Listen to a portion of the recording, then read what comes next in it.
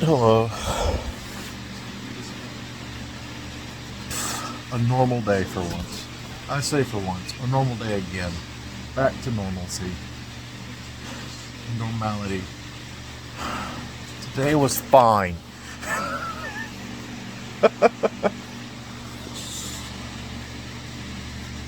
In fact, it was hype. That was a direct today. It was really good, actually, for... I think it'd be solid by pre-COVID standards. And, because of COVID, you elevate it a little bit. But, it was announced, yesterday or the day before. So, less than 48 hours. And we got, I'm trying to remember them in order, so not necessarily of an importance.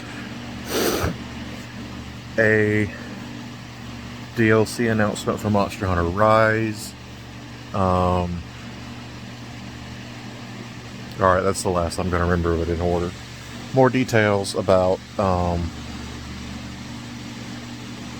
Mario Party, N64, and Sega Genesis games for Switch Online, but at an extra cost. I'm hoping it's not too much more.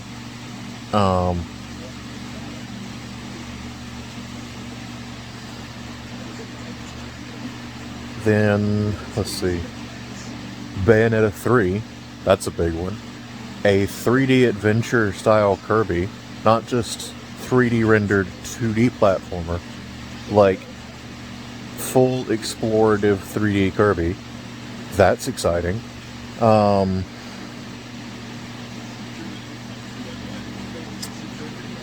on, brain, you can do this.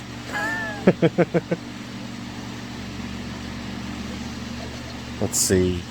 There was a Square Enix card-based RPG that Yoko Taro worked on. I don't know how much of an influence, but I think they must have got the composer that works very closely with him, because immediately the presentation gave me Nier vibes. Specifically, the mobile game, Reincarnation. And so when Yoko Taro's name came up, I was excited but not surprised. So that could be one to follow.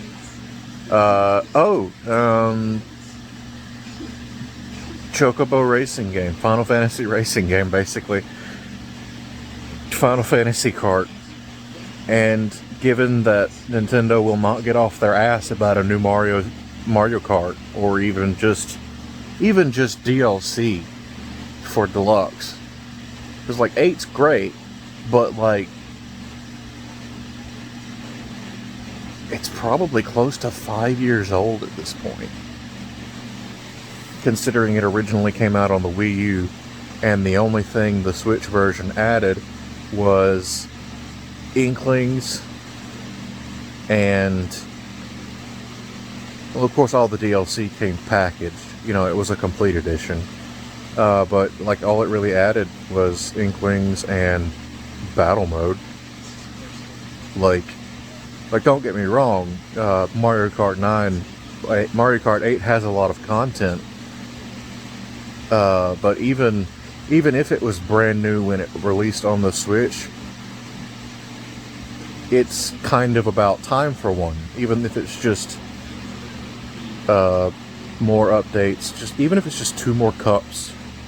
So, 4 new tracks, 4 old tracks, reimagined or remastered. That'd be something to be excited about, at least. There was some details on the next part of the expansion pass for Age of Calamity, which I haven't got any of it yet, because I've been putting off my itch to replay it until the season pass is done and I can get it, because then, I think a lot of it will benefit from playing from the beginning. But this one's going to come with, it seems like, it's a new story content that looks to be an epilogue. That's interesting. Because it'll be, without spoiling I know it's like a year old at this point, so whatever, but, I'm still not gonna, because I don't want to do that, especially for a game that I was so adamant it not be spoiled for me.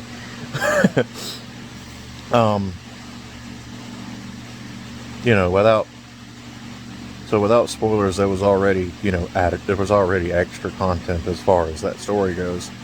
Well, looks like there's going to be even more, so yeah. I feel like I'm forgetting another big one. We'll get the last Smash character on October 4th. An Animal Crossing Direct is coming in October. With the hint being... Oh, I remember the big one now. With the hint being...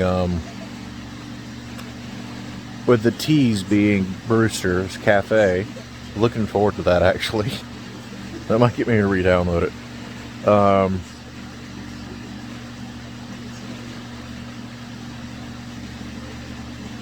I remember the big one, but I feel like there's something else I'd forgotten, because I want to save that one for last.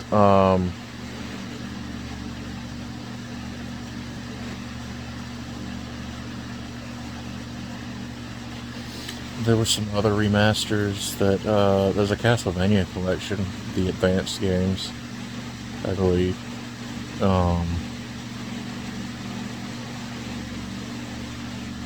More Mario Golf DLC, 2 new courses, and Koopa Troopa and Nabbit as characters.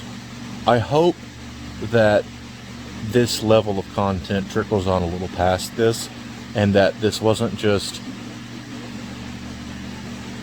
and that it might, end with a slightly extended story mode to include all of the free extended courses.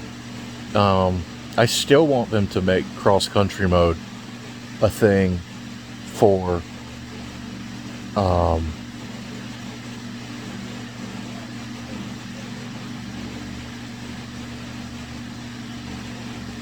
any course. I would love to be able to play in cross-country on any course. Which, if you're not familiar, it's basically all of the courses are designed like they would be in real life, as far as, in every previous Mario Golf, the courses were all isolated. Every single hole was isolated. Where, in this one, they're much more laid out like a realistic golf course, as far as, all of the courses being next to each other. You can even just playing in standard golf, some of the more tightly knit. The first 2 courses in particular are pretty tightly knit, and you can just play off of other holes, and I often do. It's fun. But cross-country mode basically just gives you a starting point and says, you need to hit these holes, do it in any order, go. And then whenever you complete whenever you get it in a hole, you just tee off from that green. That was really fun, picking the most efficient way to go about the holes, because shot count didn't matter. It was just getting it in. It was basically time, I believe. Yeah, it was time.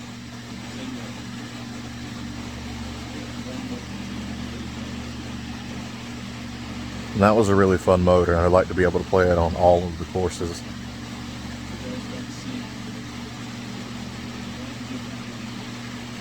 And then I think the biggest thing, which just sort of dropped out of nowhere, is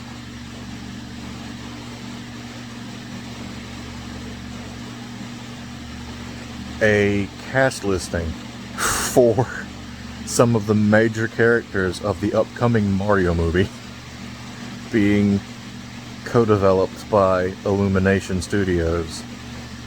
And it had, well, Chris Pratt is Mario. Charlie Day is Luigi. Let me back up. So if you don't know Chris Pratt by name, you probably know of him by reputation. He's in Parks and Rec, and he is Star-Lord in the Marvel, in the Guardians of the Galaxy movies in the Marvel Cinematic Universe. You have Charlie Day, who is the Pepe Sylvia guy, because I think everybody at least knows Pepe Sylvia. It is the guy that has the Pepe Sylvia breakdown. And yes, I am excited for Always Sunny to be dubbed over the Mario movie and vice versa. Donkey Kong's in the movie, and he's played by Seth Rogen.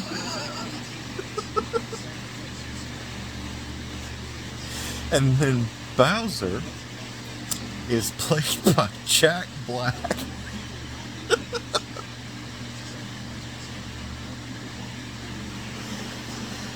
I am excited, to be perfectly honest with you. I think this is going to be hilarious. Even if it is a train wreck, I think it's going to be a ride.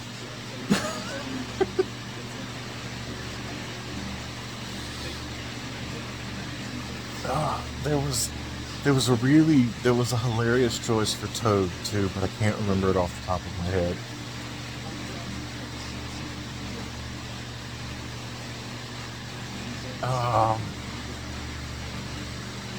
And then I can't remember the name of the actor, but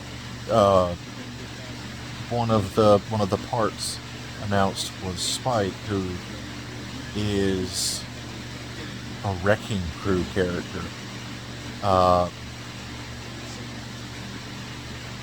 He was the Mario Bros. Boss in Wrecking Crew. So I think this is going to be some kind of wacky origin story. And I think it has the potential to be really funny, whether intentional or not. And then they announced that Charles Martinet was going to be doing like a variety of cameos, which honestly, that sounds like fun too, because it means that he doesn't just have to be bland Mario. He can do, like, because honestly, you dig through some of his earlier catalog, some of the honor roles he's done. He's got fantastic range. And I'm not just talking about Parthenax and Skyrim. There's the stuff he's done as the narrator of Bit Trip Runner 2 and 3, where he's just bombastic retro narrator. There was this really old edutainment game called Grossology, and he was a stereotypical plumber explaining the digestive system, and another really weird role, but I can't remember which one it was.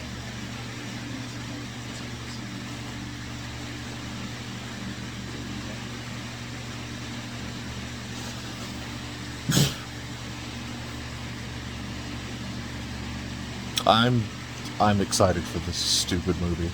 I really am.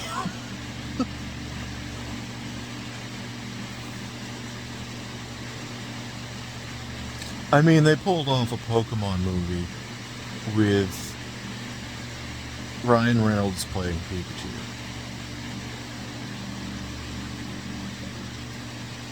Like, I've still yet to see it, which is a major disservice to myself. But by all accounts, Detective Pikachu was a really good movie. And not just a really good video game movie, but just a really good movie.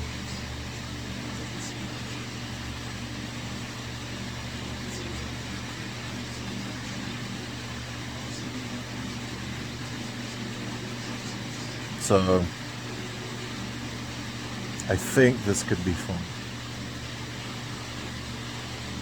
There was also a chunk of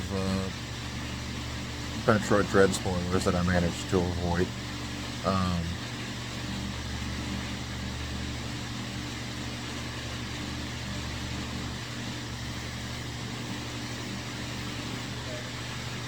God, I can't wait for that game.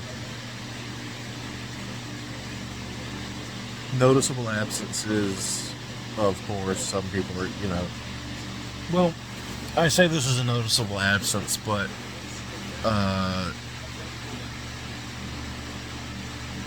with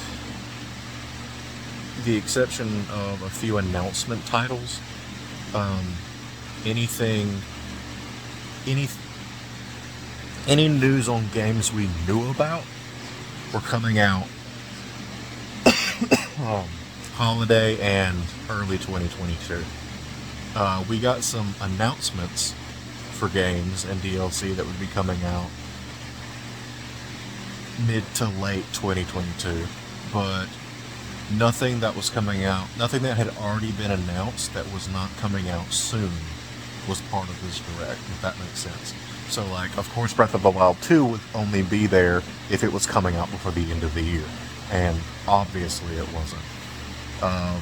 As far along as it looked at E3, it was definitely still at least a year out, probably longer, thanks to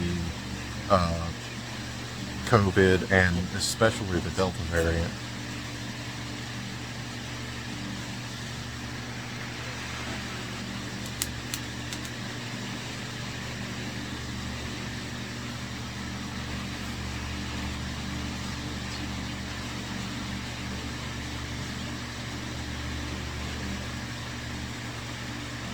But yeah, that's.